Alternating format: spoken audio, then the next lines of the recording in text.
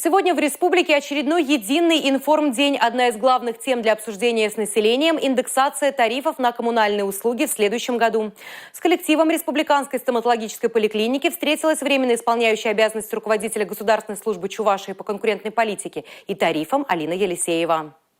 Тарифы на коммунальные услуги в Чувашии не повышались с декабря 2022 года. На нынешнем уровне они сохранятся до июля следующего. Затем произойдет индексация.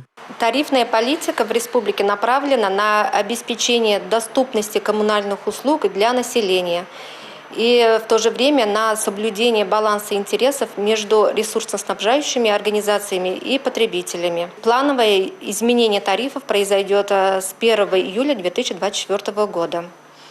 Основные факторы, которые влияют на рост тарифов, конечно, это увеличение цен на энергетические ресурсы. Также увеличивается минимальный фонд оплаты труда.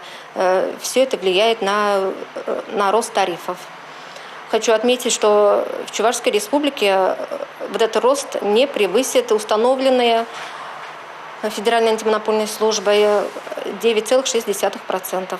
В случае, если доля расходов на оплату коммунальных услуг в совокупном доходе семьи превышает 22%, гражданин имеет право на получение субсидии. Для этого необходимо обратиться в органы соцзащиты по месту жительства.